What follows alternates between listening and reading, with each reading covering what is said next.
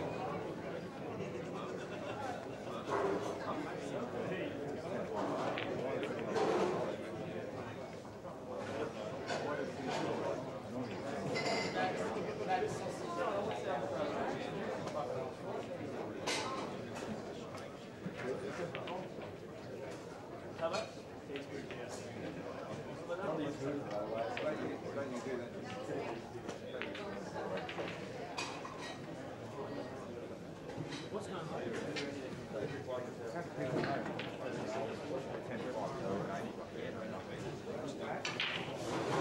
that the other day,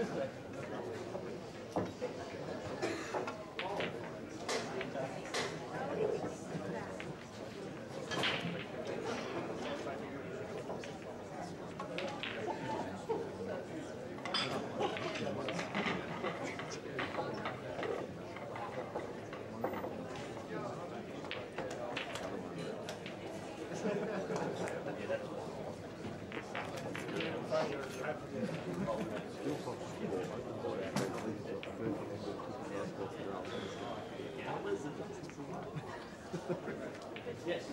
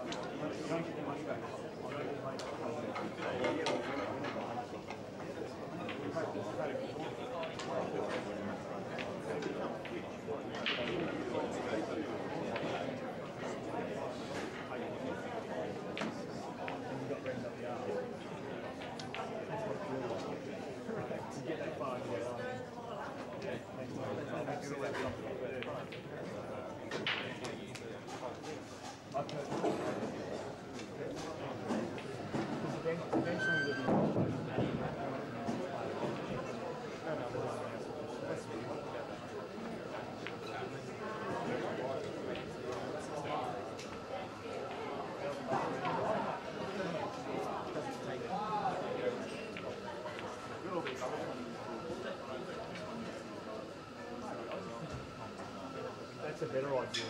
What would you just say? That makes more sense than getting involved. Pay around all the juniors. I'll play with something like that.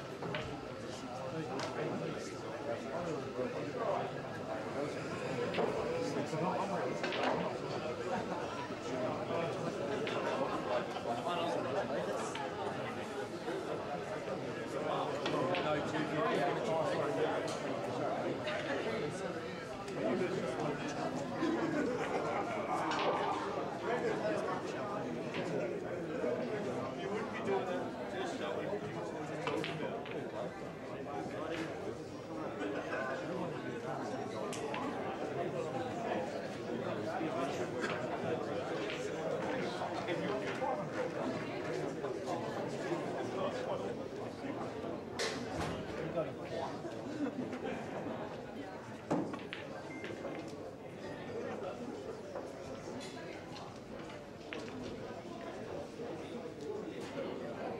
Great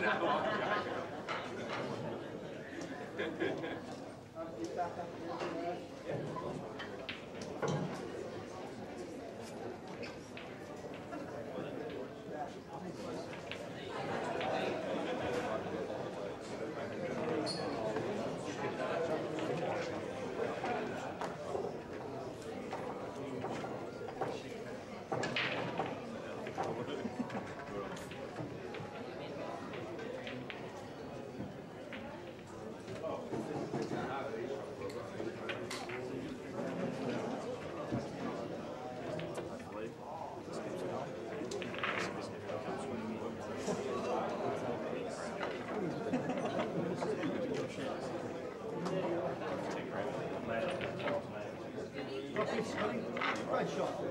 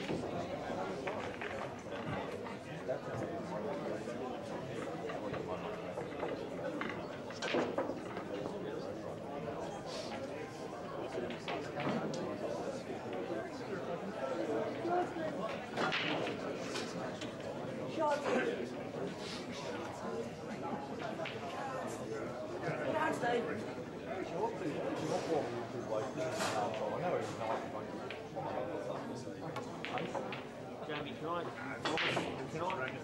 promise you that I didn't know the story? Well, that's even worse. Could be 96 there. Is he not a winner, mate? Put him on the table. Lance Wyndham since he's been Oh, I know he's always first on the he'll get a bit After a while. He's not the top flight player. I'm sure you're not going to stop like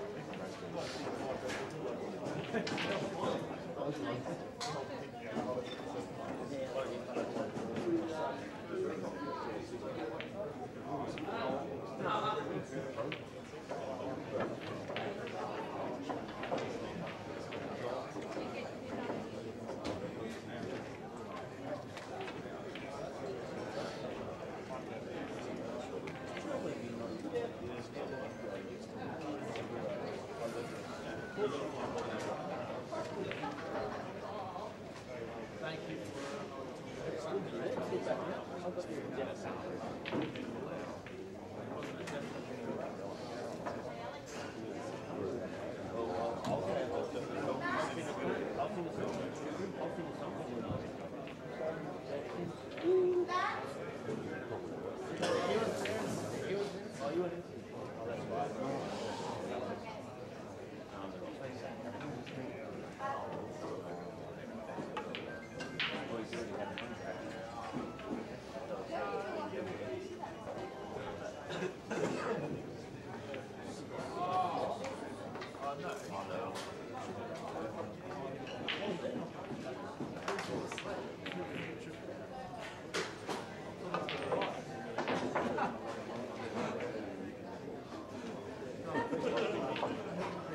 I know that probably knows.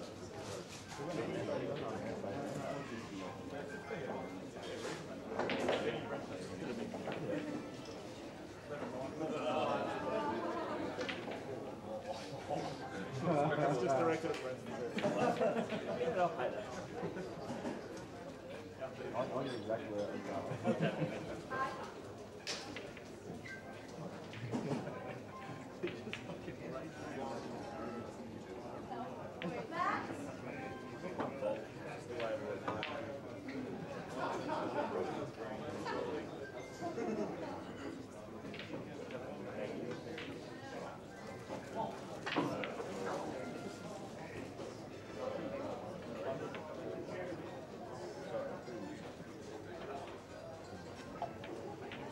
I don't think you way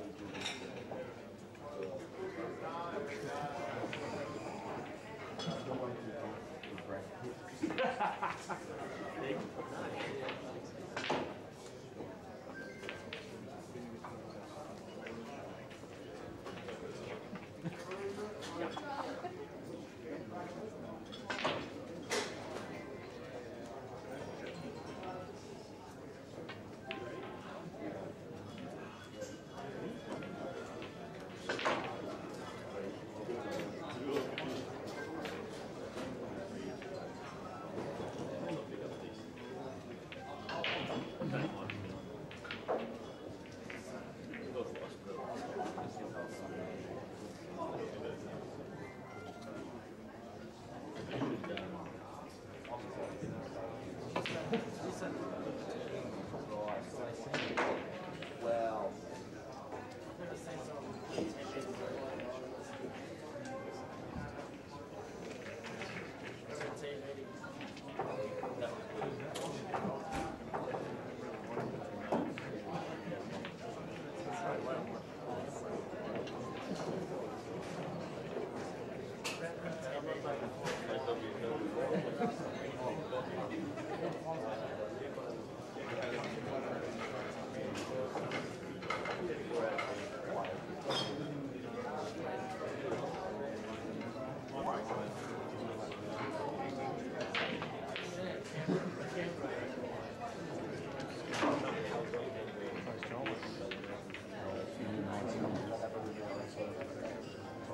1-4 on the black.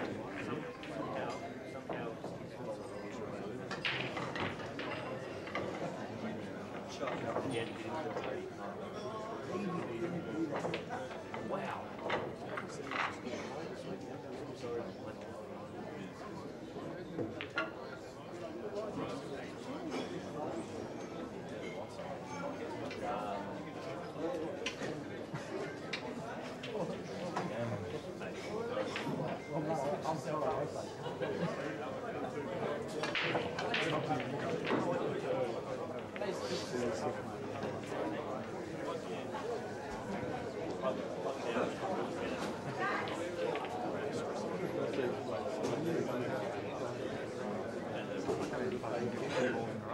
I should have lost every match like that one way. Going Bud's on 3.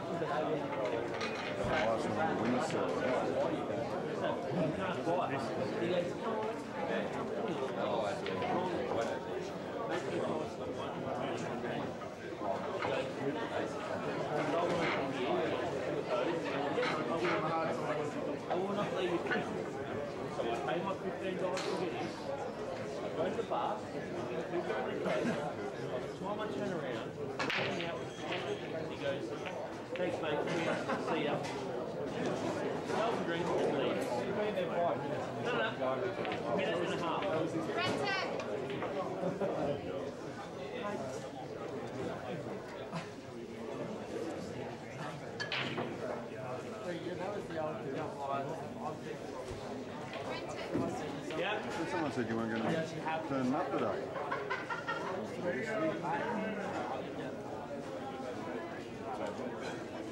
Must be the right thing for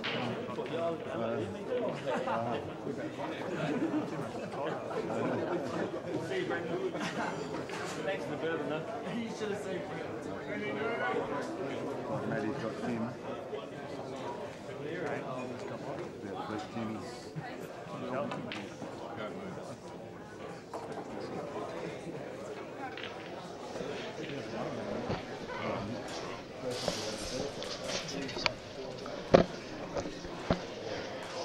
Good afternoon everyone, welcome to CueballTV's coverage of commentary. Here we have the final of the winners half in the big guns. Scott Matthews at the table against Rusty Wheeler, and I've got, my name's Steve Jamieson, for anyone who doesn't know me, and I'm here with Sean Partridge today. Good morning viewers.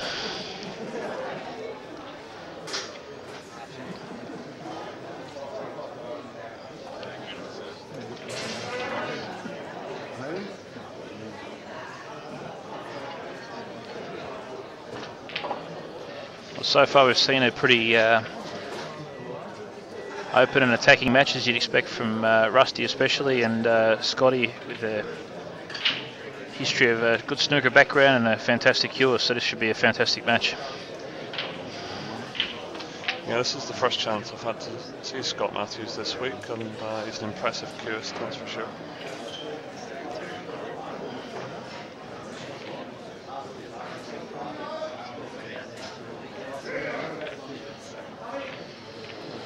Not ideal there, I don't think. He's obviously committed to going for the out there and decided to move that yellow straight away, but he's... I don't think he's on a clear pot now. He's caught that yellow on his way up.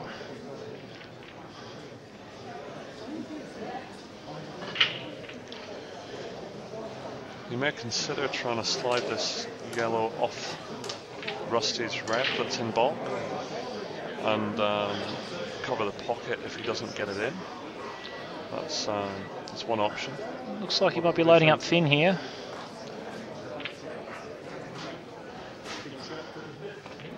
Yeah, he's cut it in. It's a beautiful part. He's held the white beautifully. Actually, he's held the white too much. Sort of died off the cushion there. Cushions aren't as bouncy as we would have liked this week. Quite a lot of the tables have slow cushions but have fast beds. So he's sold up a little bit shorter than he would have liked, but he's still in. Fantastic cut to get it there, and I think you'd be quite surprised not to have the white. Normally the concern there is the white going too far, and it's pulled up short. So you're going to go thin again here. Trusting to luck a little bit with the cue ball here.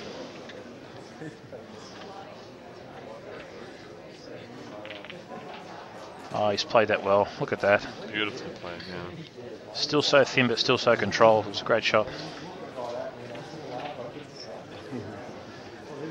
And the black goes nicely into that left corner. So one good pot in position. And we can't actually see the scoreboard because Rusty sat in front of it.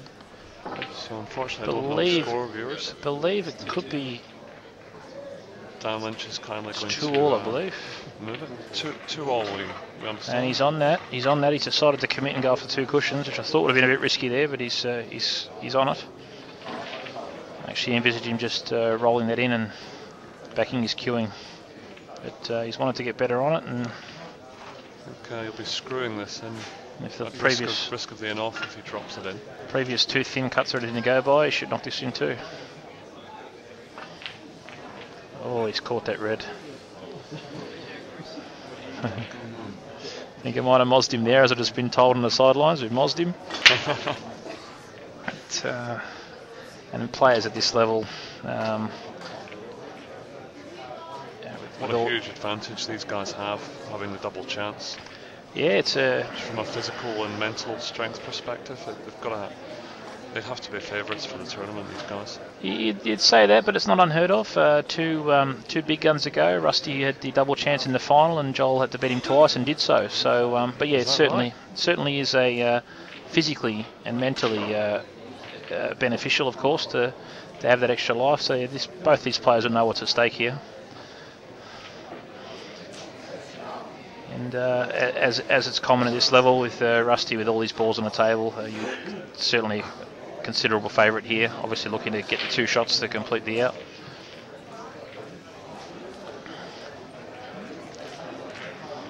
So Scott will be hoping to just catch this black on the left, on the top side. It's not natural though, touch the side. Try and get it nearer the pocket if you can. Put a bit more pressure on Rusty, but it's going to be difficult to come back from here. Squared up a little, and I think he's missed it, hasn't he? Or did he brush it on the way past? Gee, I tell you, it looked like he brushed it, but I'm not sure.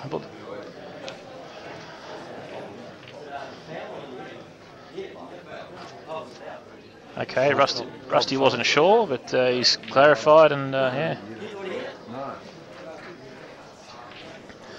And Rusty's asking if he thought he hit it. I think, by look at the coverage, I think he did hit it. It looked to us like he hit it.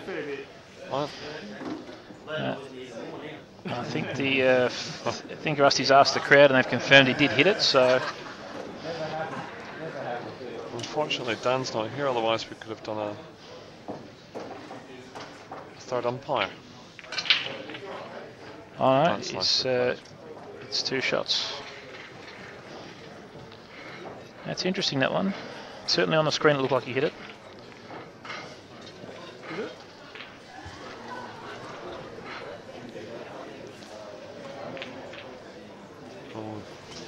Missed the cannon on the red on the right hand side of the table.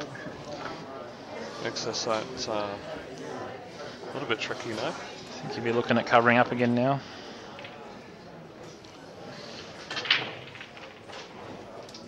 Has to be.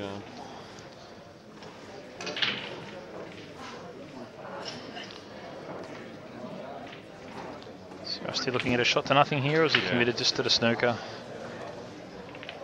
He's pretty much, I think he's just played wholly and solely the snooker there. It's a good shot. Yeah. That's another thing to get caught out sometimes, playing one or the other, and you tend not to get both of them a lot of the times, especially for the lower ranked players. But Rusty there just committed to the snooker and patiently waiting for his next chance.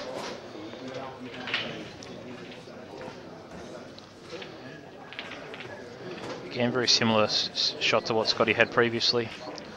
So he'll have judged the angle.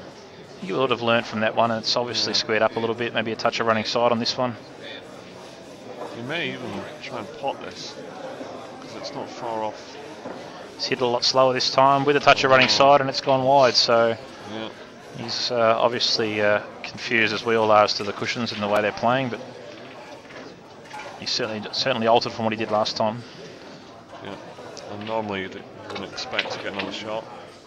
Giving Rusty 2 shots here. Just needs to negotiate the left hand right off the rail. Don't think a little bit of angle here now. Oh, so that's a careless miss from Rusty there. Yeah, There's a little bit more pressure on this side than there needed to be.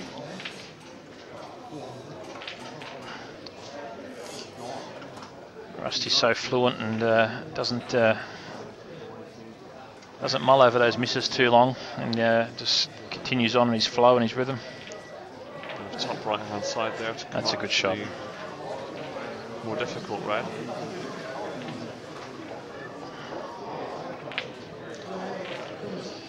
And these players are playing for a prize of $10,000 today. And both have 2 lives. Oh, he's nudged that across there. 2 lives remaining, so making it a little bit more difficult, but I still expect Rusty to roll this in. I believe it's 4,000 for the runner-up. Yes, the biggest payday in Australian April, that's for sure. And deservedly so after 3 days of competition. Some of these guys have been here from 9 AM till as late as 3 AM in the morning over the past 2 days. So, and to certainly make it this deep in the tournament, you've played outstanding, and this is why we've got just the cream of the crop really left in the tournament. I would like to see the tournament made international and opened up to players outside of this country. Well, yeah, I hear a bit of debate on that. I hear a lot of things. I hear a lot of things that a lot of talk about the tournament being, as big as anything else around. It certainly has the potential to be the biggest 2-shot 8-ball tournament globally. So why not? The more the merrier. Oh, and we've Scotty's broke and potted the black. For those uninitiated, that is a re-rack. It's not an old loss of frame like it used to be.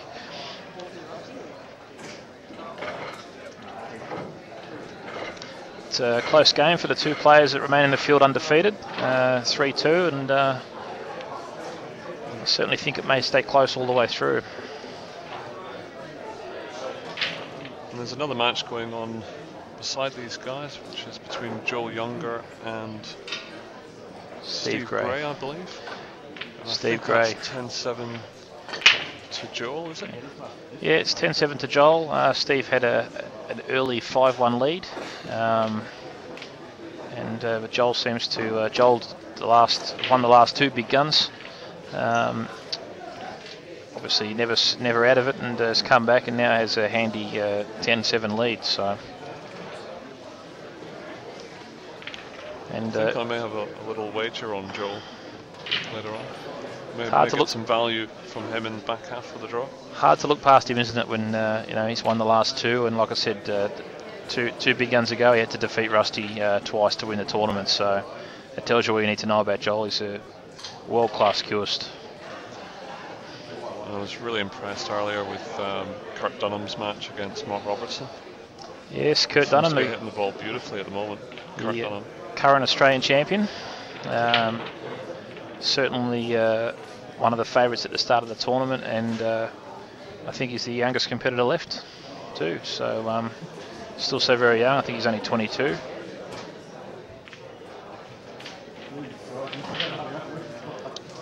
He's Scotty. also an excellent snooker player, Kurt. Yeah, he's actually switched his focus more to snooker, I think, of the last couple of seasons, but still maintains an excellent level of 8-ball, and also into the car racing too. So there's a life away from Q Sports, which is commendable. Yeah, he's certainly got a lot going on. So Scott's looking good here on yellows. Yeah, he's had his second break, and he's potted a red, but elected to go yellows, and straight away looking to promote that first yellow. And now I'd say he's looking pretty good for another clearance here. And one of the things which I've picked up over the last year or so playing pool, Sean, is the understanding of which ball to leave as your penultimate ball before the black. Is this something you should think about at this stage of the break rather than towards the end of the break? And that was something I never really understood when I started playing. I think that's exactly what Scotty's decided here. So he's already spotted he's going to drop that black in the middle pocket off this bottom yellow. As you know too well, making the transition from snooker to 8-ball, it's a tricky one at first. You've got to pay the game of 8-ball a lot of respect. You know, you come into it thinking, you just got to knock all the balls into win, but there's intricacies about the game that you soon have to learn. And successful converts, or people that played both, like Scotty and Joel Younger and those guys, they're a fine example of that. Yeah. It's an interesting choice. I'm not sure if he's played that shot or he's just completely overhit the one in the middle. I can't believe he would take the bottom yellow here. He has to take the one at the top because it looks like with a bit of left-hand side, I think it would be a pretty straightforward. Perhaps he's played this shot though because of the difficulty of going from that other yellow and getting prime position on this one. So he's going to screw between the black and the red here by the looks. I think he might try and bring the black into the middle of the table here. Oh, he's gone round. It's not bad. Again, the cushions haven't reacted at all there, but he's still... it's interesting. The cushion bounces there. It's sort of the difference between having to pot a long black or getting prime position on the black. So Scott will use the red next to the yellow to hold position on the black here. Yep. Because he'll back himself all day long as a snooker cueist to knock that long black in. Just needs to make sure he doesn't hit the red half ball, but full in face. Oh, and that's a surprising miss. Rusty will be... I think he's come up off the shot there a little early. I think Rusty would have been considering how he was going to break the balls whilst he was sat there, and now he's back at the table. I think that's a very rare technical mishap there by Scotty. He certainly seemed to lift his head and lifted through that shot. So perhaps a bit of a sign of feeling the pressure out there. Yeah, there may be a bit of nerves. No one's immune to it. It's a big payday, so I suppose it's understandable. And Rusty chops that up as well, so there is a bit of tension in the air, which makes for good viewing, although not so enjoyable for the players.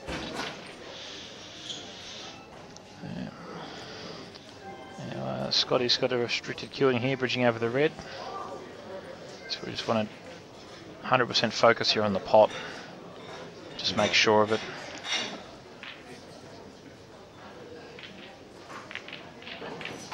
Oh, that was very close. It was a good effort. I think earlier in the week, those shots like that were skidding in off the inside jaw, but as the cloth wears a little bit, they skid a little bit less. And I think that's a sign there. You've got to be spot on now. Lovely control from Rusty there to get the angle on this bottom red to take the red off the rail. He'll come off the top cushion with. Oh, maybe not. He's playing the one in the other one. I think he's backing himself to roll this in and roll the one down the rail. See, that's probably the snooker player in me thinking of the extraction rather than dropping it in down the rail. Pockets are quite generous. Yeah, again, I think if you're on the outside tables on the all cocks, some have been playing a little bit tighter. You might look at the extraction there, but here on the Rileys, he's backing himself just to run this down the rail, and he's avoided the inside jaw and it's gone in comfortably. That'll hurt Scott, I think. Yeah, so that'll hurt Scott definitely. The last two frames he's been in the box seat, and failed at the end of the out, and now he's 4-2. And Rusty will be certainly feeling relieved there, I think. Just in the other game there, Steve Gray's pulled one back to 8-10 behind against Joel Younger. And he's at the table. Yeah. And he's at the table in an advantageous position. Obviously, Joel's down to 1 red. And Steve's got more soldiers on the park, so to speak. So there's a big chance here to take it at 10-9. And that's a credit to Steve. He's never out of it. He's one of the best competitors in the circuit. And we've mozzed him again. He's caught the jaw. He's a multiple tournament winner, a winner of Anzac. Yeah, he's got a lot of experience, and that's what I've learned in the last 12 months playing pool. That as much as you can be told about tactics and the nuances of the game, there's really no substitute for experiencing. A guy like Steve Gray's played hundreds and hundreds, if not thousands, of types of different frames and situations, and yeah. He's seen it all, hasn't he? Really. Yes. And unfortunately for Steve, looks like Joel's knocked in his last ball and he's cannoned perfectly into the black. So Rusty's come up dry off the break there, and this is a critical opportunity for Scott Matthews. He's chopped up the last 2 frames. If he chops again here, I think Rusty will just blitz him. Yeah, certainly time for Scotty now to pull one back. He's probably a little bit straighter on this red than he'd like. He's now looking at that red in the middle as a possible next red because he is so straight. A little bit of work to do with the red tied up. I wouldn't be surprised to see him pull up here, but maybe he's going to keep going. And Scotty back in the queuing and the Q power, and that's a great shot. He may have even had a touch of left-hand side on the white ball there to bring it out. Queued beautifully, and I don't think this red will pose any problems for him in the top left corner. It's more the reds. It's more the red in bulk that I'd be more concerned with. I'm more interested to see what he's going to do there.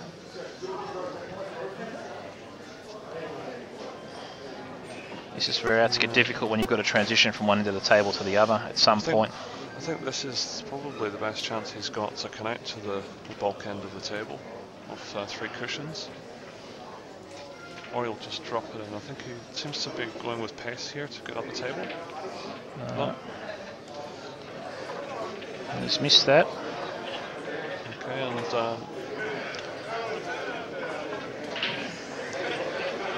an opportunity for Rusty to make Scott pay for that. And the way he's playing, I would back him to get out from here, Sean. Well, we've seen both players miss a few balls. And, certainly not a straightforward out, but I think he's going to pop this one and cannon. No, he's rolled into that nicely.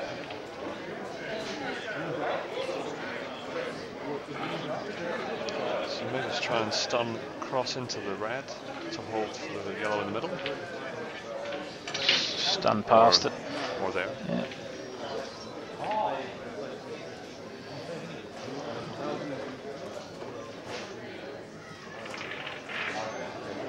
And we've had a message come through on the chat stream. Someone's saying the quality is great on the Ustream.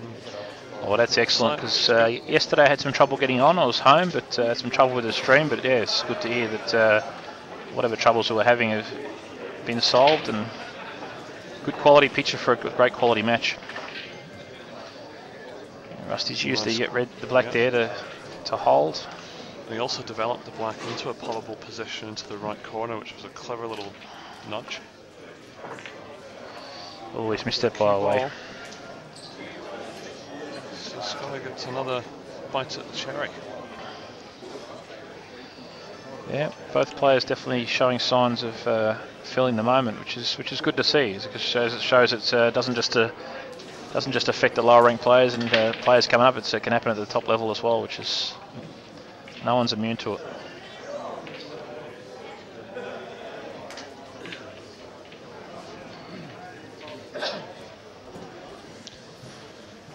Again, Scotty's probably landed in between where he wanted to be there. I think he's wanted to land on that red above the black.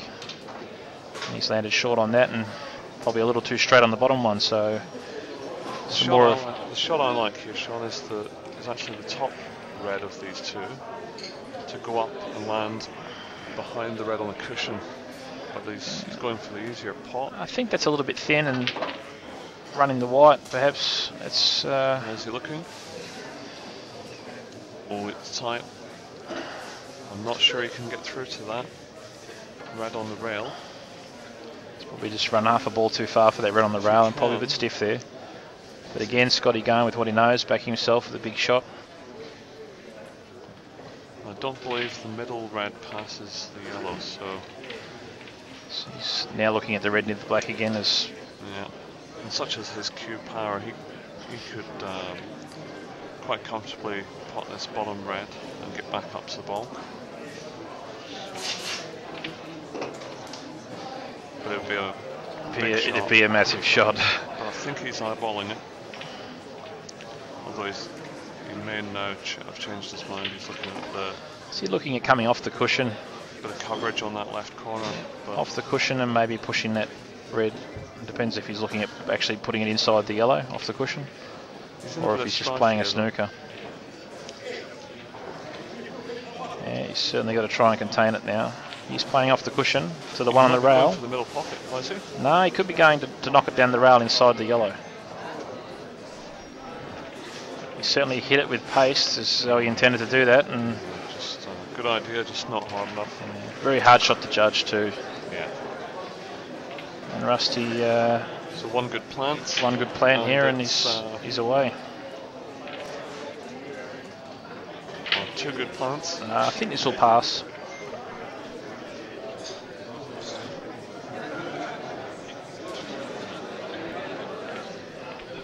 Yep, that's just nudged past nicely.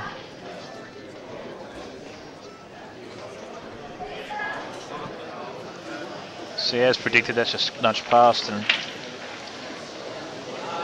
that's comfortable. Looks very comfortable now. So Rusty looking to take a 5-2 lead now if he gets these two last balls. And I would be concerned for Scott Matthews from here, because Rusty is one of the best front runners in the country. And once he gets going, it can be over within 45 minutes. I think Rusty's, yeah, he'd be quite happy with how things are going so far, because he probably hasn't had the best of it, and Scotty's been in the balls first, and they're so costly at any level, those mistakes in a second or third last ball, so costly. And it's also Rusty's break off, so he's got the serve to go 6-2 here, and I wouldn't be surprised to see him pot out here if he gets a decent break. Now he's got the momentum. And that's a monster break, and unbelievably, he's come up dry again. He's come up dry. And these tables are inconsistent. I played a match the other night and didn't get a ball off the break for the whole match, and then I played another match and had a ball off every break. I think what's being overlooked a little bit in terms of breaking is the balls. You know, an odd set of balls or a set of balls that aren't clean and polished is so important to maintain your balls, and I think that actually plays a bigger factor a lot of the times than the table itself. I always find that new cloth is usually a sign of good breaking, but I really think, looking at the tables this morning and the balls, I really think the balls could be playing a bigger part in it than the tables.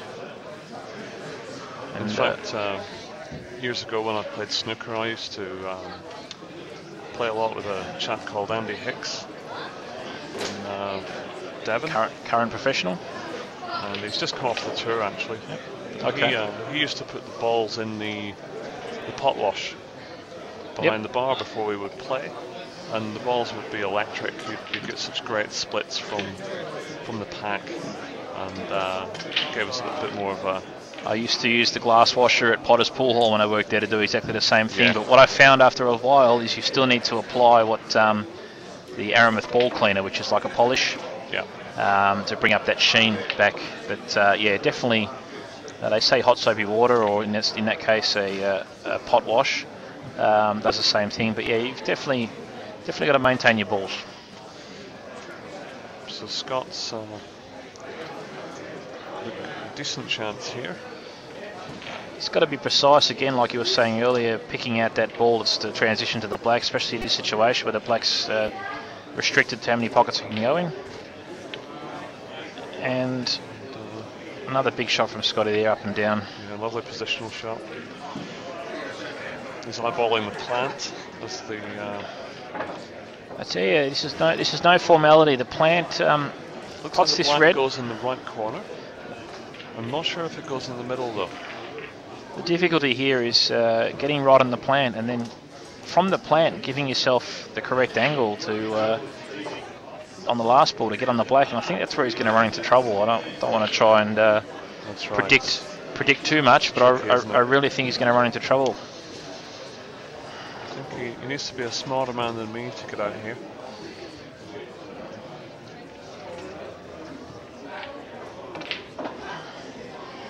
So he's obviously had a bit of angle there, so he's used the cushion to hold for the. So this is the money shot. It's I expect him to make the plant, but he's really hoping for an what angle angle? off this last red if the plant goes in. If he lands the wrong side of it, like that. See, this is what I mean.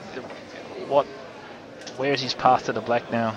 Well, I can see this path now. He's going to play it with left side of 2 or 3 cushions and come up near the middle, the left-hand centre pocket, and take the black.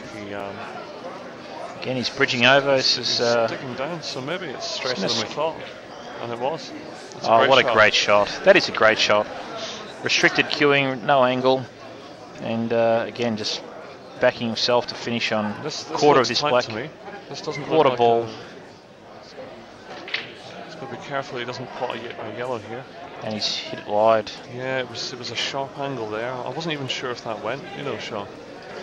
I think I think it definitely went, but Scotty just leaving himself too many big shots in a row to have to play. I think, and it's. Yeah, I mean, he's certainly capable of making them, and but yeah, that's what I'm seeing so far is Scotty leaving himself a lot of work to do, and it's just falling short. Yeah. And all the best players in the country, whoa, they're going to mop up in this situation, and that's really all that Rusty's had to do in the last 3 frames. Is just mop up. Rusty just having a laugh there. He thought he'd overhit that and gone in off. So if this goes in, it's 6-2. Can't see any problem from here, can you? Such a relaxed style, Rusty. Even when he gets that little bit out of position, he just knocks the next ball in and keeps going. Yeah, it's beautiful. He's a smooth cueist, isn't he? Someone told me the other day that he's got really soft hands. No, it wasn't his girlfriend, it was someone talking about his pool skills. Well, if you have a look at his backhand holding the cue, it's almost just sitting in his fingers. You know, very very relaxed hand, and yeah, he's not having to do a lot at the moment, and he's managed to win the last 4 frames on the spin just by mopping up. That's a bit of advice I got from Ben Noonan at the start of the last year's Nationals. Exactly the same. Just a lot of the time it's just mopping up, you know, but taking advantage of those mistakes. And I think Rusty's taking a break. So the other match started between Alec Everinadis and Kurt Dunham in the losers side of the draw, I believe. Is that right? Yep, Kurt coming off a win this morning against Mark Robertson, who's now out of the tournament. And yeah, it's the current Australian champion Kurt against one of the elder statesmen of the game, who's achieved just about everything there is to achieve in the game, including a World Champs Championship in 1996 for Australia. And interestingly enough, Kurt, I think it's in June they head off for the World 8 Ball, and Kurt's obviously in that team. So what a great preparation for that too. it's a fantastic tournament. The venue's superb as well at Bar 8 in Bundoora in Melbourne, for anyone who's watching from outside of Melbourne. Bar 8 offers yeah, a fantastic venue for any tournament like this. The way they change the layout of the room to suit the tournament and things like that just makes it all the more special. This playing area here is not a playing area that's set up all the time. It's specifically set up for the tournament. And when you've got venue proprietors willing to do things like that, it just adds to the professionalism and adds to the spectacle. You know, anyone that's into cue sports of any kind, or whether it be pool, snooker, or anything, who doesn't at least get down to this tournament, have a look, or watch it on the stream is missing out. So that's right. Here we go, and we're switching over to see a bit of this Kurt and Alec match. It's clearly the first frame. Okay, so unexpected miss from Kurt. Yeah, rare miss. In great form today. Although it's not a bad lead, because the reds just caused a few problems for Alec on the left there. So I don't think Alec would be too disappointed with that at the moment. I think he'll use the time that's tied up there to develop his other balls. What I've seen from Alec is he does a lot of this with this cue to line up the angles. Yeah, I do hear he has a system. Yeah. And do you have a system as well, Sean, or like me, you just guess? I didn't have for most of the time, but until sort of middle of last year, I was fortunate enough to get some coaching and advice from John Housen. Yeah, me too. Actually, John's helped me with my game. That's one thing that's fantastic about John is he gives his time to anybody, and he's got so much wisdom and knowledge. But yeah, no, he recently helped me with a system of triangles, potting balls out of snookers and things like that, and doubles that I found an absolute asset, and it's improved that side of my game. So we're looking to do a video with John on a training video, which we'll put on the CueballTV website. Yeah, that'd be excellent. And we're trying to organise it where you can pay per click to view the video. There's some cost issues around doing that. But once we do get past that, we'll hopefully have a training page. I think if you look at, there might be a model that could help you with that. Is there was a website called Poker VT, which was a poker training website. It was operated by Daniel Negreanu, who's a professional poker player, and that was an annual subscription based website site, and it offered one video per week. But what happens also is as that goes on, those videos go into the archive. So as years go on, if say 52 weeks in a year, you've got 52 videos a year. In 3 years' time, you're subscribing to that website. You're getting the 3 years worth of, previous videos plus your weekly new videos. So, and I think there's enough players and a variety of players that we could build something like that similar with 8-ball. It may not have to be. It could be a half an hour segment a week with John Housen. Then the following week it could be, and we're back to Brett Rogers. It could be Brett Rogers, who I have first-hand experience with Brett and his coaching.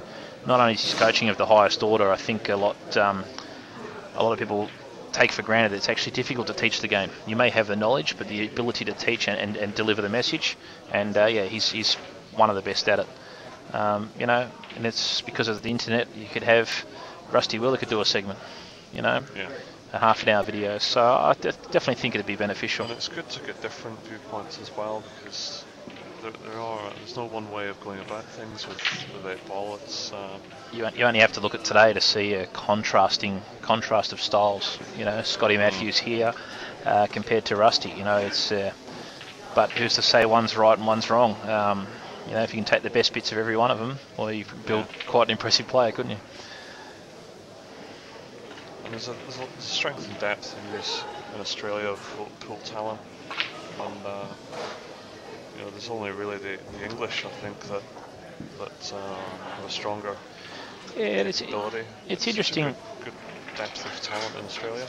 It's interesting when you hear things. Now I don't know this personally, because I've never been there, but you hear things about English pool, and I posed a question to someone last year that you know, for the game to grow, we don't necessarily need to wait for England. You know, we can actually become the world leaders of two-shot 8-ball in this country. Sure. It's a worldwide game. And it's very interesting. I'd like to hear. We have. We're very lucky to have Mick Hill. I think he's a 2-time world champion here at the moment. He's competing in the Anzac tournament, which runs in conjunction with this event. Yeah, I'd love to hear his thoughts on it and his opinions on it. You know, if we're fortunate enough to get him in the commentary box, that'd be fantastic. We'll get him on here later on if we can. That's good. Yeah, he's confirmed to Dan that he will have a spell in the commentary box. And if you're watching at home and you're thinking about coming down to Bar 8, if you've not seen Mick Hill play in person, I would get down here and watch that guy play, because he is a joy to watch. And what again, his game here speaks for itself. But what appeals to me about him is he's very accessible. You know, I see him mingling and talking with people, and you know, he's always got time to talk to anybody, and that's what we look for in our great sportsmen, isn't it? That you know, again, Scotty's here after a miss from Rusty, and again. Yeah, Rusty, a very careless missed plant in the right centre earlier in this frame. At 6-2 up, he had a golden opportunity to go 7-2. And he's let Scott back in here, and this is the type of frame that, if you're going to do the comeback, you really have to get. Yeah. Just, again, there's a lot to do here, and Scotty's knocked in his first couple of balls, and there's a lot to negotiate here. You've got two yellows tied up with the black. But Scotty desperately needs to stop the bleeding at the moment. He needs to pick up a frame. He really needs to make something happen. And looks like he's trying to do that right now, screwing into that pack. And you know, this is the down. This can be the downfall when you're asking a lot of yourself, a lot of big shots, running the white. You know, can often lead to things like that. When everything's going well, it all pans out nicely, and both yellows come out. The only thing in his favour from that shot, and it's only a small thing, is that the yellow cannon actually covered the red's path on the left cushion to the corner pocket, and I don't think it's an easy pot in the middle. So that, coupled with the black being safe, may. I think once Rusty clears the path here, I think that red that you're talking about either comes off now. Oh. See, it's just made it a little bit tricky. I actually predicted there for him to leave that red till last and double it, but he's going at it again here now. That's right. And got it out. That's a beautiful shot. Again, he doesn't sort of mull over the misses and the misfortune too long. He just moves straight to the next shot and immediately extracts that. But one shot now. He's just going to screw into the yellow. Flick the yellow. Oh. Okay. I tell you, he's so quick. It was actually a lot harder than it looks on TV, that shot, when you're jacking up. That's one thing here too. These tables, there's no certainty in the middle at that pace. No. You catch that inside jaw at all, and it usually spits it out. Yeah, Rusty's going to need a big shot here. It's the risk of going in off here. Oh, it's difficult to read the angle on the screen, but. It is. I think the deep screw needs to screw into the right rail past the middle pocket. So yeah. It's a little bit unlucky to leave yourself. Yeah, I know he's a genius, but potting this and getting on the black now, he's going to have to try and lay this up surely. I think it'll be an in or over special. Yep. And he's hit it from the back and he's given two away. And a little bit unhappy with himself there. So this is still by no means an easy out with two shots. He's got three tricky balls and two shots to get them in. If the first one goes in, he's going to run this down the rail. That'll be the key. He really wants to pot this and then not be under pressure with his remaining visits. That's missed by a long way, but he's played to develop his yellow as well. Oh, yeah, it's a beautiful shot to develop that. I say that it missed by a long way, but it seemed to turn in towards the end there. Yeah, that's made life a lot easier for him now. Do you think he'll play the double on that top yellow? I think he may play to knock it off the cushion now. Oh yeah, he's going to try and Off the top cushion. extract it off and the extract top it. ball cushion. Yeah. Here he goes. It's a beautiful He's shot. hit behind it, beautiful. Oh, he's Stiff. It's a little bit unlucky, but this is prime position to drop it in down the rail. And that's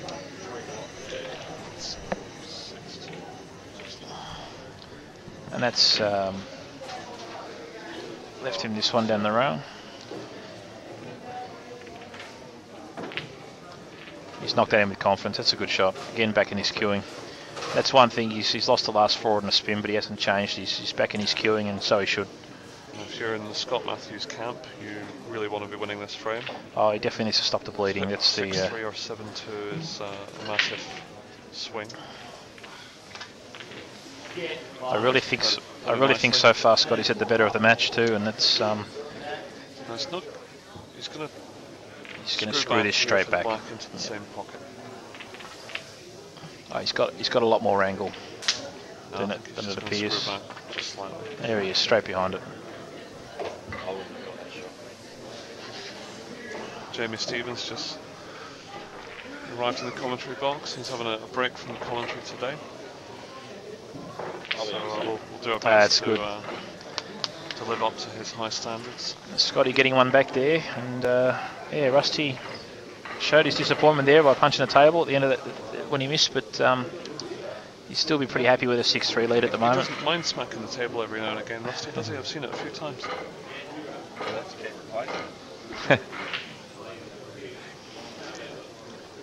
I suppose when people show emotion like that, it just tells you that it means a lot to them. That's like I said, he's got soft hands, so he's not going to damage the table too much.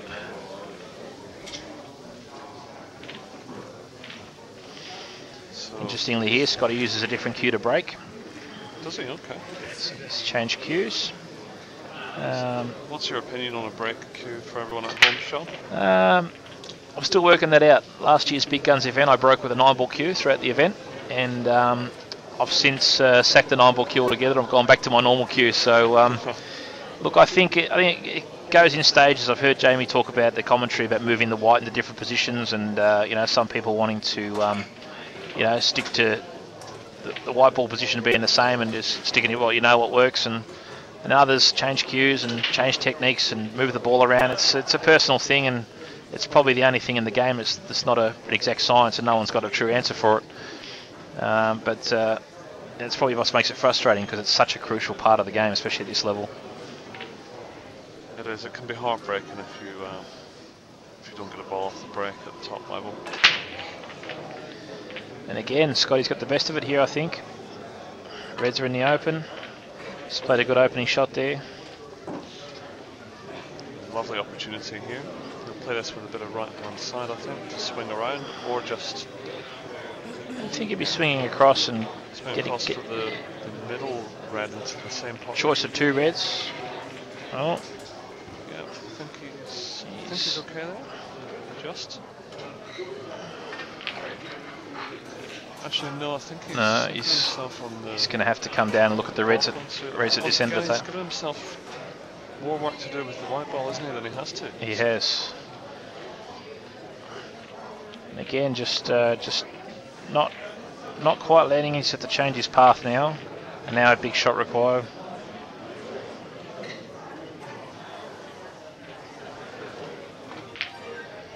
Beautifully cued. We say big shot required, but this is the thing. The regulation shots for a guy like Scotty. Yeah. He doesn't mind being in that situation. For him, isn't it? It is. Also, for anyone who doesn't know, Scott Matthews is one of the few players in Australia to have completed a 147 snooker break.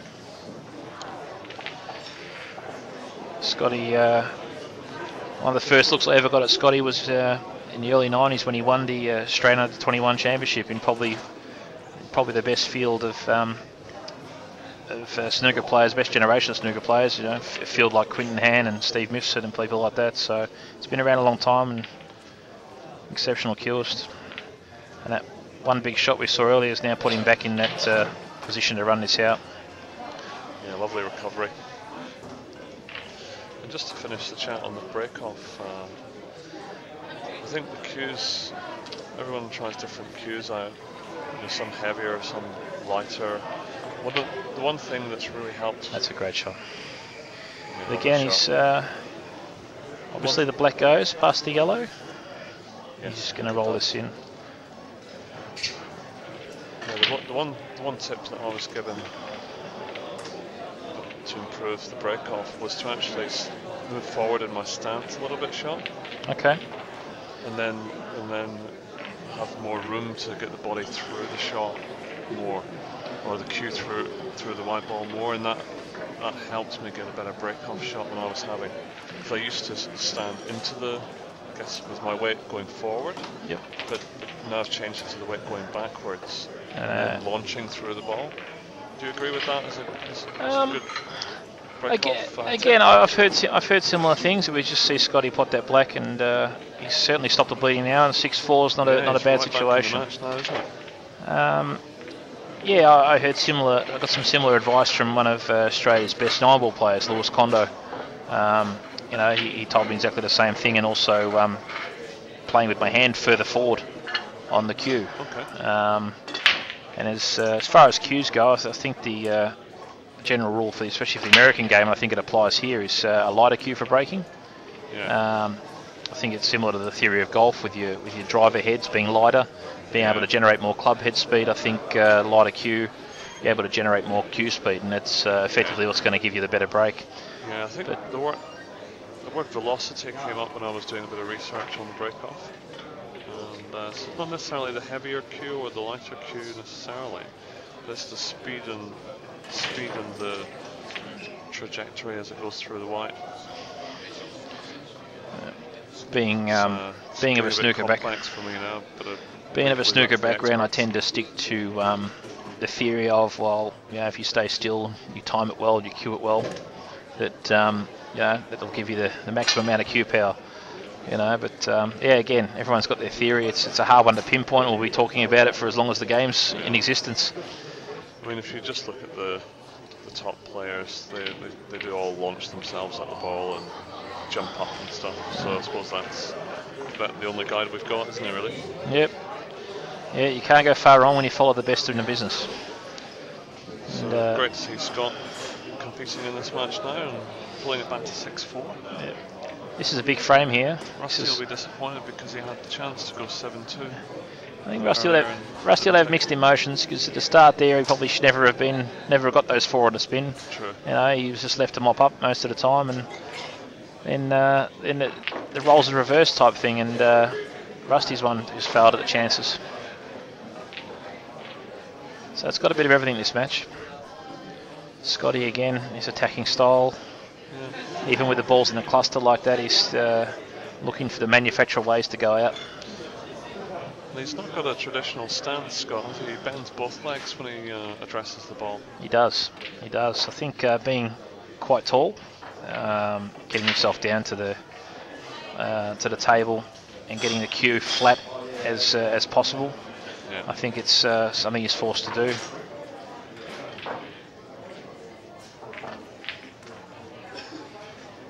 It's a nice shot. It's not a bad shot at all there. It's been unfortunate for that yellow to run up the top. Got himself some nice coverage on the left side. Yeah, I'm not sure if Rusty's played to put that over, or he's played to kill that red at the top of the table. It's a good shot. Don't believe the red passes the yellow into the pocket there, so I think we could see Scott nicking this across the back rail, in or over. Perhaps with just be careful here. He's given it some thoughts. It's not a tricky situation. Again, I think he's slightly disadvantaged having less balls on the table at the moment. I think he's looking at trying to send this red up to the top left pocket to get himself some coverage over there, because there is an out on here. If Rusty can develop the pack, he could get a chance to get out. So I think he might be right. I think he might be going for this in the cut. Just cut that across. It's not worked, unfortunately.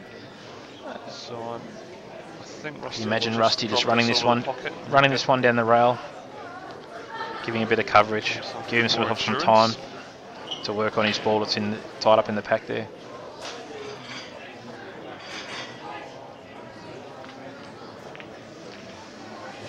Very clever shot. Oh, that's a great shot. The opportunity to open up the black. And he's cannon that red across, Yeah, and it's a nightmare now for Scotty. Yeah. Again, you know, a lot of thought process in that, but Rusty processes the shot so quickly. Yeah, he sees it so fast, doesn't he? And he's worked that out in a split second and played the shot. It's certainly natural.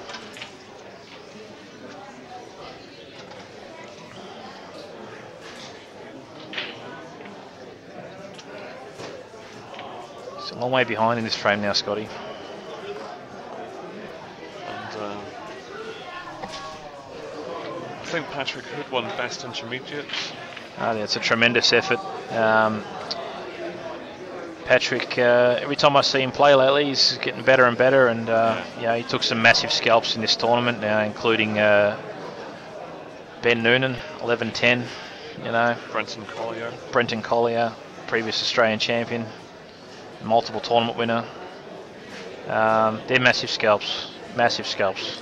You should be very pleased with this tournament. And who won the best amateur, do you know? I don't know officially, but I believe Josh Ball is in the mix. So something you predicted in a conversation with me on Thursday at the start of the tournament. Yeah. Yes, very much on the improve. A good friend of mine. Loves the game, very committed, and for our home camp, I hope he does get it. But I haven't heard that officially. But I think it's $750 or $850. Best novice is 1,000, I believe, and best intermediate was 800. Scotty's had a lash. He has. He's really had a smash there, but it's actually what an interesting outcome. He's nearly knocked the black in. Really good outcome, that is. He's put the red fat on top of the yellow. Ball leapt off the cushion there and everything. Yeah, Rusty's not going to be very pleased with that, I don't think. Oh, I think Rusty's still a strong favourite here. Yeah, he'll just need to pop. He's not one to rest on his laurels. I think he's going to pop this one over the pocket, cannon his other one out.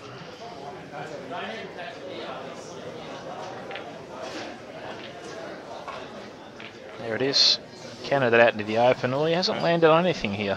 So, how do you propose he pots that left yellow shot?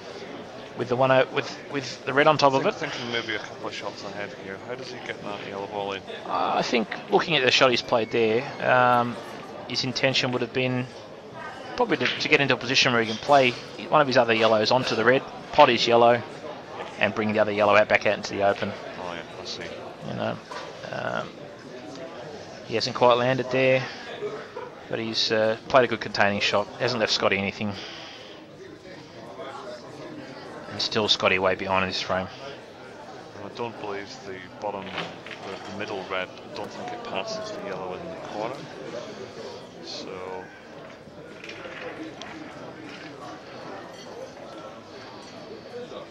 a tricky situation to get out of here.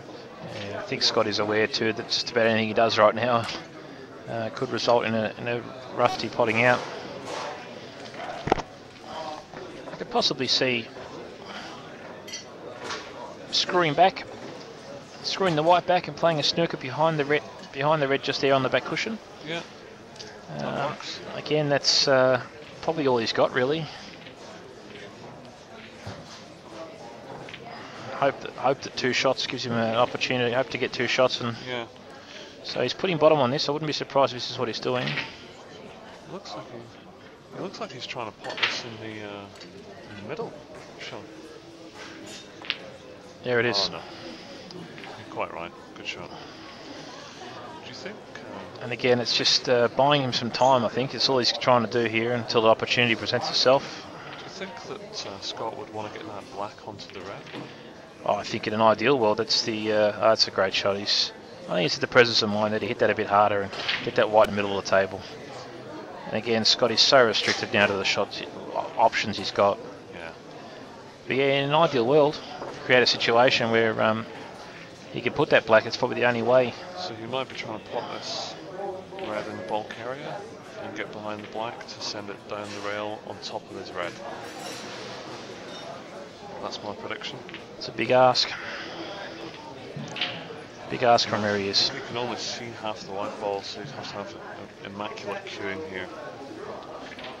If he goes for the pot, of course. He may choose We not can't to. quite see, but he's obviously going for it. Okay, he's hit that too hard. Has he? And he's potted the yellow. And 2 shots from here, that should be good night, nurse. Yeah, pretty regulation for Rusty from here. Just a little bit hampered here, but still shouldn't be a problem. And I'm now going to hand over to Jamie Solid Stevens and enjoy it. Enjoy. Commentary royalty joining me now. Give me a few tips. Oh mate, I couldn't get straight on the mic after the match I just played with Della. I actually mentally stabbed myself about 400 times to a bloody pulp, but I'm over it now. And I haven't watched too much of this match. I've seen a couple of mistakes that I didn't see Scotty make yesterday, but obviously the stakes have increased. Yeah, certainly. We're certainly being shown that the nerves and the pressure get to even the best of the players out there, because some uncharacteristic mistakes from both of them, and almost the frames are going the opposite way. They favour one person and then it goes to the other person. So it's an interesting match. But yes, I think it's the curse of the morning match. I personally don't buzz about the morning games anymore. No Jake McCartney about them. I'm not hating them to death, but I'm not a fan of them either. Jake looks a little under the weather this morning. I see him playing in the Anzac qualifying, and he's got a hood on, and he's going back to sleep in between matches. He was actually hammered last night. Completely hammered. He came up to me and he said, "Steve-o, I've tried drinking, I've tried being sober for this tournament, I still can't go a yard. What other advice have you got for me?" And I said, "Mate, you got to stop missing." It kind of helps everyone, that bit of advice. That's the break that kills him. And we were talking about that earlier. The break, a little bit hit and miss here on these tables with these balls, and I certainly haven't seen a lot of balls going in off the break. Yeah, I must say the break's done my head in all weekend. Last night I played Travis Crawley till all hours of the morning. I hardly got a ball off the break. Today I played James Della. I don't think he hardly got a ball off the break, and I hardly didn't get a ball off the break. I just can't work it out, and he was probably, he was timing the ball better than I was as well. I don't know. That makes no sense to me. Scotty has got a ball off the break here, but not a real easy starter. Restricted options, hasn't he? But it looks like he's going with the yellow. Yeah, inside the red, and maybe the other yellow might make it a bigger pocket as well. It may pass. It's tricky to tell on the screen. And it passes, and he's knocked it in. And he's killed the red as well. That's a great shot. Yeah, great opener. All-round excellence. But, what we have noticed in this match so far is Scotty gets himself in a situation with too many big shots required, and although he's capable, and probably one of the few that are capable, he's just required 1 or 2 big shots too many, and he's missed towards the end of the out, so hopefully a bit more of a controlled out here. Yeah, and this is a sort of out where you look at the table and you just know that these shouldn't be missed. But as you say, if you just lose position a little bit, the out can become very hard, because as he gets down towards the end of the table here where the black is, he's going to start to need more precise position. And if he starts using rails as well for position, these rails can be a little bit tricky. A lot of adjustment has been required by players, and it's very difficult to play on them. For me, this is the key shot. Well, the key ball of the yellow to the right, down the cushion. Just getting... Yeah, sorry, Sean. If he can actually land hard up on the side rail, it would be perfect. See, that's the wrong way around. Yeah, that's not bad. I think he's a touch straight. The reason I say if he could have landed hard up on the side rail, he could have just dropped it in and been on the centre of the yellows into the middle, and it's just pretty much an all-roll-in affair.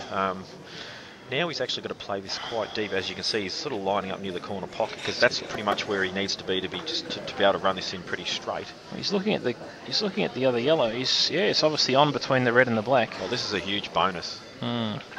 This will throw this bottom rail though. He might have to check this up a touch. Well, I lie. It just ran off perfect and flew off the table. I can't work these things out. Still a bit to do here though. Yeah, ideally you want to screw back back. past where he is now. Yep. But that's actually a very tough shot. And he's got an angle that's pulling it towards the cushion. So, this is a toughie. He may opt to just stun it in. Yeah, and just try and land just enough gap, just below the red to the right of the black, and then he can chop in the yellow. Thin cut and try and cannon into the. Do you think you'll cannon into the black? Maybe cannon into the red above it. Yep. And then you can hold. If any sort of half ball or full ball cannon should be on the black. Is he deep screwing or is he playing that shot? Do you think? Maybe. There's a big shot coming up. He's miscued. Just I've seen some miscues this weekend as well. Just people just trying to get the action into the white. Tricky there. He's slightly hampered and queuing down. And again, sort of been the flow of this match. A miss with the second to last ball on the table and someone mopping up. It tends to be the trend here. Rusty's not wasting any time. He just got straight down and started potting balls. He's incredible. He's hard to beat. He really is. Like I've played him a few times now in longish races. 11's been the longest, but he just, even when you think you're sort of pegging him back, he just reels off a couple of frames very quickly. In my opinion, he's probably, I think, one of the hardest players to beat in the country. What amazes, from a personal level, but yeah. What amazes me is how quickly you can process a shot. And it's look at this shot. Screwed in. He's actually been a bit unfortunate. Less it's on. He has. Gettable plant though, and I guess even if he does miss it, Scotty still needs to play probably a pot to the left corner and get an extraction on the yellow. But he's getting down pretty quickly. He's pretty confident. Yeah, I expect ball under ball. Yep, perfect. He just processes the shot so quickly. He's straight down. He's actually perfect. He'll just stun off a side rail a touch. And again, Scotty just faltering towards the end of the out, and Rusty mopping up. Now, I do know as well that Rusty put in a lot of time for this tournament, and obviously the fruits of his labour are starting to show. And he's not far away now from a double chance. I'll tell you what, if he has a double chance, I actually can't see him losing, to be honest. Well, it has happened to Rusty. I thought it happened to Ron Kelly. No, Joel had to beat him twice, 2 years ago at Prince's. Oh, there you go. Oh, Prince's. So it has been done, but yeah, of course, the odds are with the player with 2 lives in the final. What a great advantage.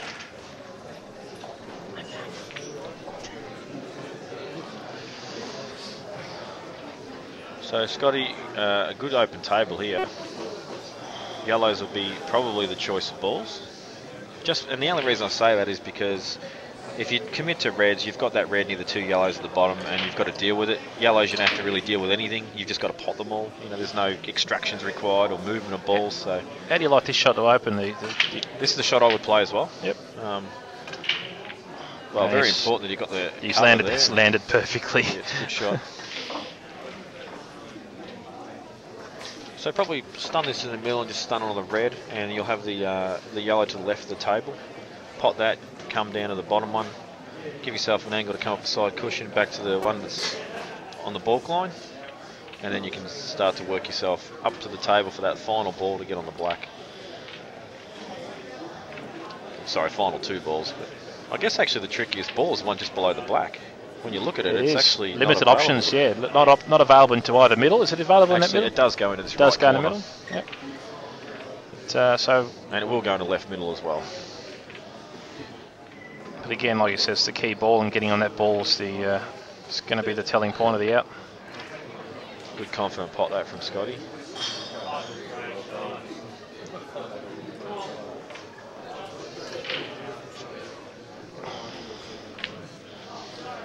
Some cheering going on for the other table, which... yeah, Brenton cheering for Alec.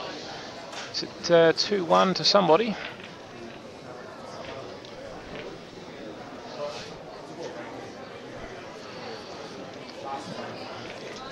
Yeah, Scotty, is he going to finish below this yellow on the cushion? I think that'll be the intention. Yep. If he lands straight, oh, that's not good. Yeah. And this is something that I had a lot of problems with. You just have to land with the right angle, and I just kept landing myself terrible and just making the out harder. But it looks like he can force up the table. Create a bit of angle here. Maybe screwing back. Yep. Oh, great use of side. What Look a at this shot. Opposite side. That with was a not screw. small at all. And that's the type of shot that Scotty's capable of. And they This cue is the ball interesting. superbly there. He must have... I'm not actually sure what he's looking at here, because if this yellow goes, it's actually really straightforward. I think he has a little bit more angle that it looks like on the television. It looks like quite close on the screen. Yeah, you may have to screw back at the side rail. He's You got may to have to miss use the the red cushion. on the side rail Yep. as well. So yeah, the screens can be a bit deceptive. No, Oh, no, he's he's put a touched hole. it So, I guess he was just composing himself, just saying, you know what, there's a natural angle for the black is going to be in the middle, but I can't put it there, so let me just work out where I'm going to put this.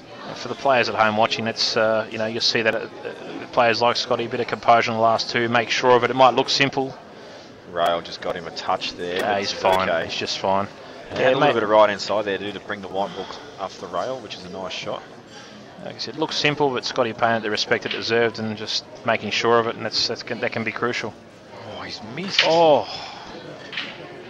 Now, I actually have lost count of how many times I've seen that happen too. The nap on these So tables strong. is mega strong, and they'll just pull the balls in a touch. So I finally, after a few matches, discovered the key to them. You've basically got to aim for the far draw all the time against the nap, and you just don't miss them.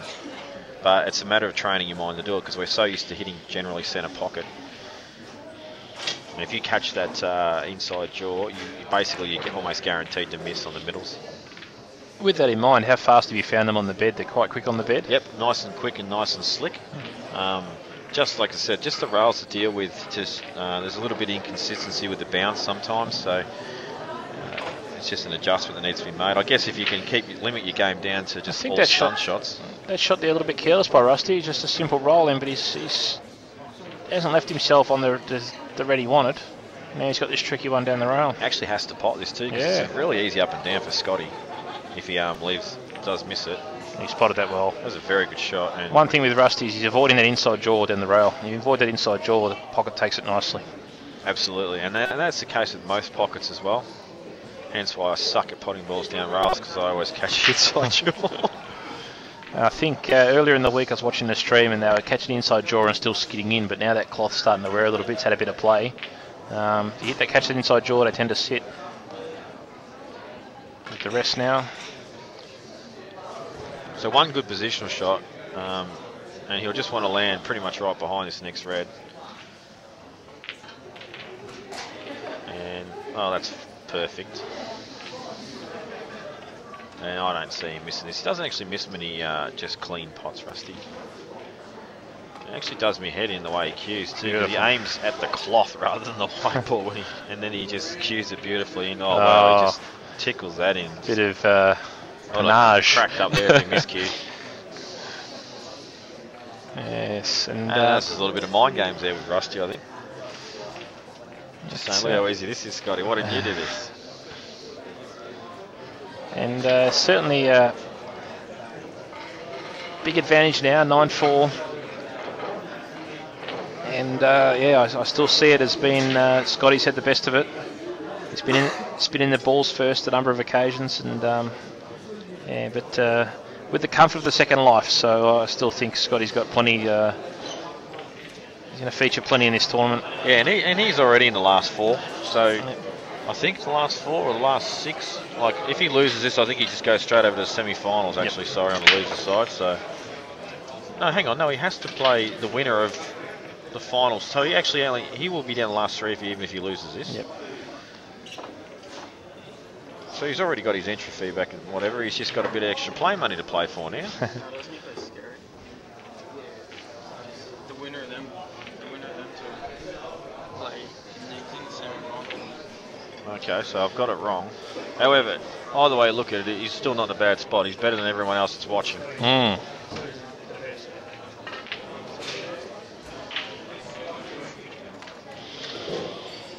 And But I would have thought if he lost this final, it is a final as such for the winner's half, that you would actually play the winner of the other half. So I'm pretty sure he's down in the final three. Matty, you're confusing me.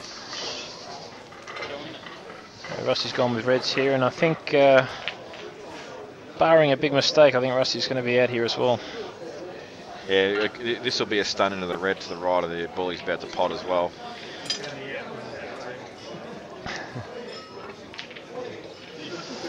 I'll tell you what, that's actually a little bit fortunate because he actually didn't cannon that anywhere near how he wanted to. He canned it really high and he wanted to cannon it catch it full thick. ball. Yep, wanted to catch it thick. But having said that, it looks like the natural angle of the white will run past the yellow and he won't have a shot. So he may have to play this long. Although actually playing this long is ridiculously tough.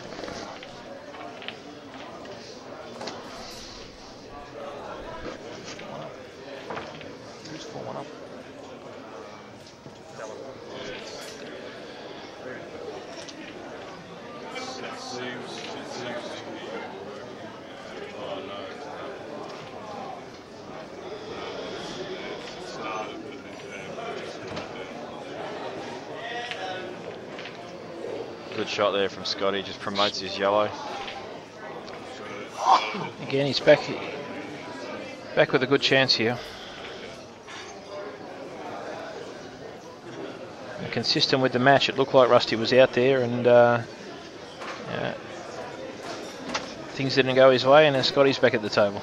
Yeah, and just little angles, it's all it's been, and it's always the case as well in every frame of pool you play when you're making it out. Half a ball here and there, a quarter of a ball roll here or there, and it changes everything. So he'll go there.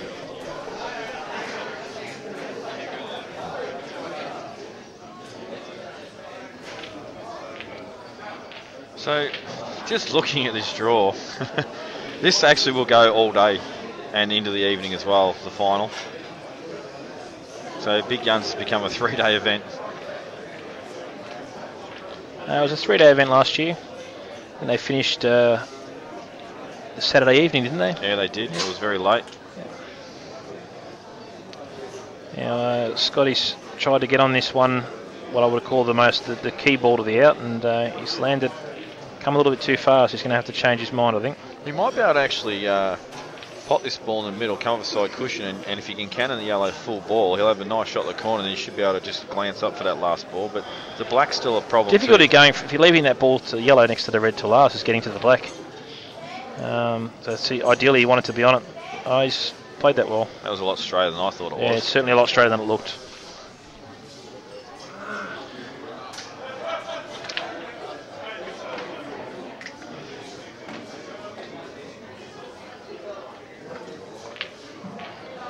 That's perfect. Oh, he has beautiful. angle. But this is a sort of shot where it's in between a roll in and a stun. Yeah, in between a roll in and a stun. So it's sort of a. You actually think these shots, I actually have a lot of trouble playing the sort of the in-between stunny sort of run-through shot. It's a very tricky shot to play. It's like playing a stun run-through, I guess you could say. But Scotty apparently has no problems with him, but the white ball's gone away on him. He's played it more of a top shot, more of a follow-through than a stun. But like you said, it had to have an element of stun on it to hold the white, and he will be playing a double now. And we know that the doubles are pretty difficult to read on these tables. Well, actually, I've actually enjoyed doubling on these tables. You've basically, everyone else thinks they're throwing wide except for me. I think they're straightening up, so I've been aiming wide, and I've been getting a fair few doubles. The only time you actually can, I think, line up pretty straight is when you're punching them in. They do hold their line pretty well then. Rusty having a chat there on the sideline, still looking pretty comfortable. As you would, 9-4 up. 9-4 up and facing. Well, he's like going for the cut here. Yes, too. Well, I don't think he's in danger of potting the red. Oh, what a black. That's a great black. This is a big shot. This is live. Is it? Good. We'll have a break.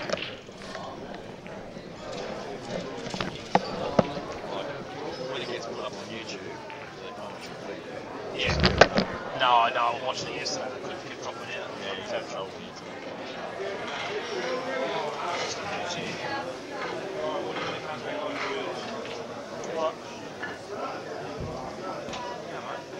What's coming on? Oh, the stream's not actually coming live.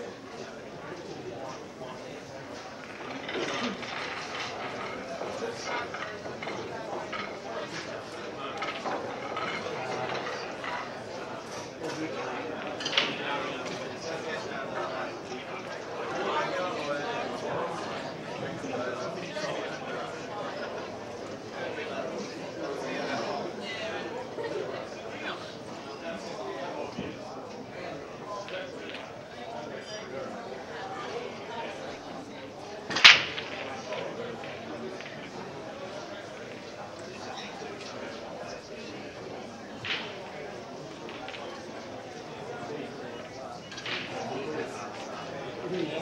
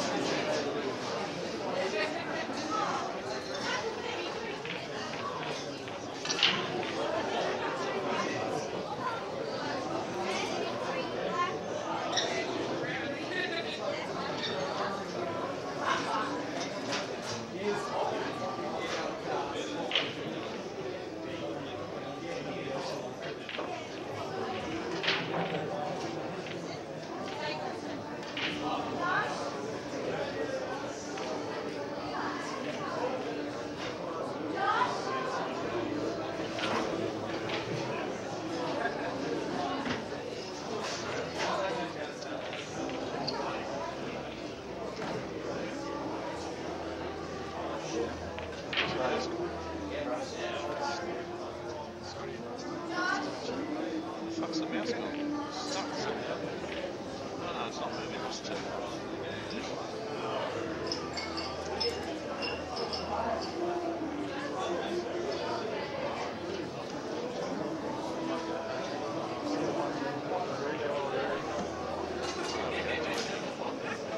Was working.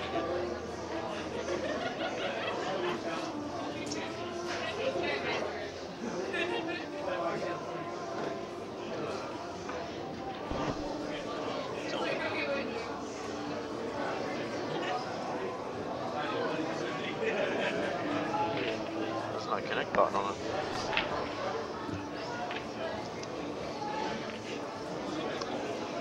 Battery's back on. No, it's definitely on.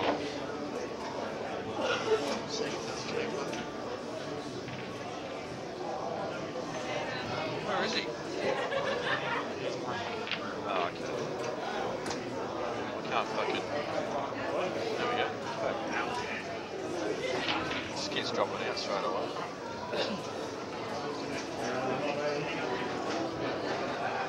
No.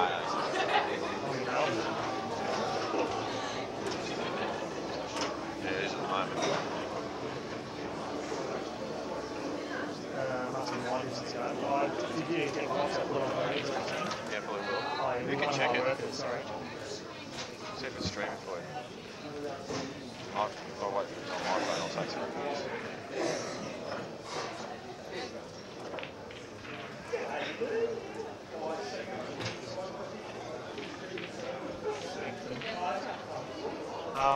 What I'll do is I'll just text you his number and just give him a ring. So Chris, Guys, we've had some streaming issues. I'll just text I think we've rectified it.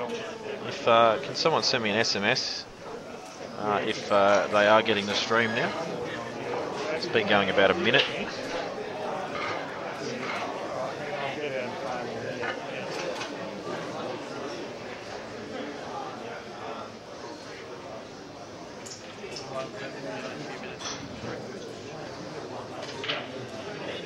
What? Just like that one will begin in a few minutes. 0490. No, 049. Anyway, either way, even if it's not streaming live, it's still recording. So if you choose to go back and watch this at a later time, you will hear my voice. So good on you guys. So I actually don't know the score because Rusty has put his very small frame in the way of it. And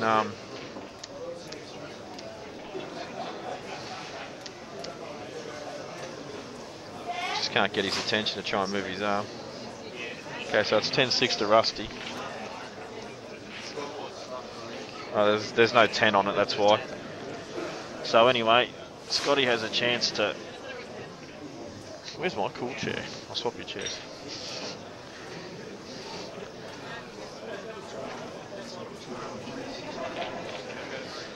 So, oh well, Scotty's almost screwed it off there, very, very close to it, but obviously very straight and couldn't get much on the white to favour his position, but still has an out on. And the yellows are reasonably average as well, so I actually like going for outs when the opponent's balls are a bit dodgy.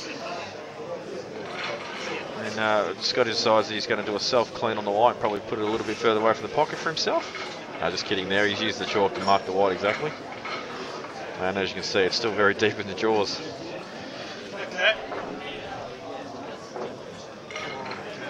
And just to give you some other updates on matches, Kurt's 4-4 with Alec, and the score between Joel Younger and James Delaney, 6-2 to Della.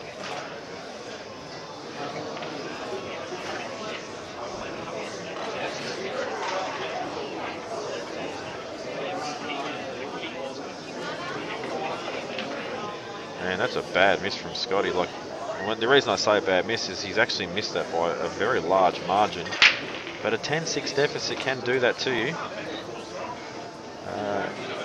In the back of your mind, you know that you actually can't afford any more mistakes, otherwise it is tournament over. Although in Scotty's case, he does have a second chance, so it's good for him.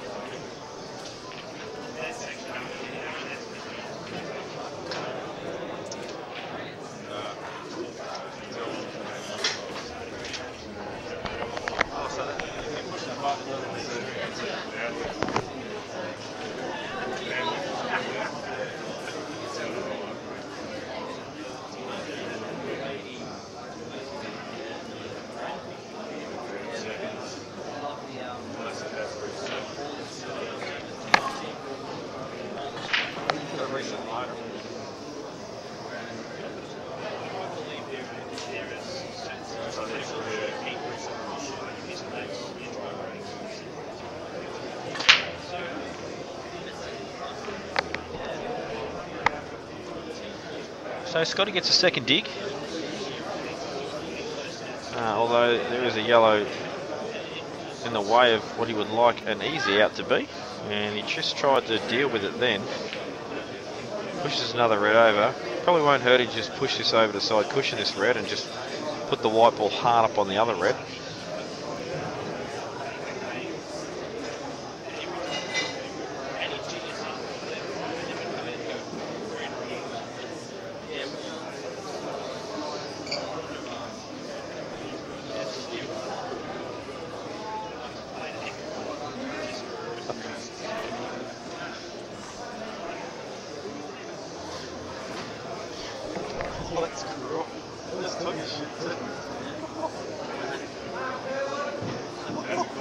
Oh, it's bad.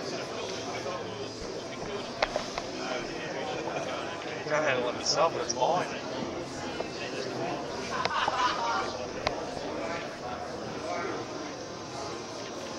Well, I don't agree with that shot that Scotty's played, not Scotty, that Shotty has played. Because this is why. Rusty just gets to promote that a little more and leave Scotty with no shot at all.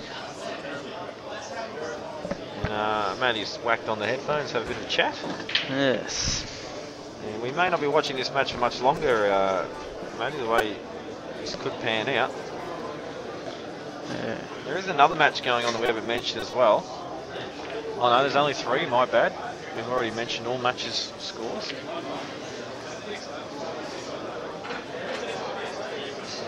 So Scotty's, I think, just going to try and clip this really thin. Just tie up that side cushion, and that's what he has done. Didn't want to catch anything there. He actually wanted the white ball up on the balk line, but he's given Rusty the white ball in the centre of the table, and that means lots of opportunities for Rusty to start to produce. And when I say produce, I mean play this ball in the middle, come off the side cushion with lots of side and go into the 2 yellows. If he can catch the bottom of the 2 yellows quarter ball, he'll flick that out and catch the other one full ball. But It is a great shot. he's opened up the pocket. That's all that matters to him. And he can get this yellow off the rail with the other ball, with the white ball. And he never passes up an opportunity to do that either, Matty. So, well, he just did. He knows probably because that one will also go down the rail inside his yellow nice and easily. He doesn't need to do it. It's a thin cut if he does get on it off this ball. I reckon. Geez, that looks tight. He might not be on it. Well, he's straight down on the shot, so he must be. Well, he's actually overcut it. Still pot it, and it's turned out a killed his other ball. Little disastrous, but he's got a double on. The double will definitely still go. And I actually expect him to get this 10-6 up, having a dip, layering up. And he does layer up and screw into the car park and then back out onto the street. We see Rusty should win this game from here. Lots of side here, just to pull the white out away from the cushion. I tell you what, I reckon Rusty's side about every second shot. He loves it, and I cannot believe how low he aims the white. He's just a really unique cueist, and he has dispatched Scott Matthews quite comfortably, and he will have a double chance in the final. And I do not see him being stopped in his current form. He's just not making that many errors, and he's running a lot of racks.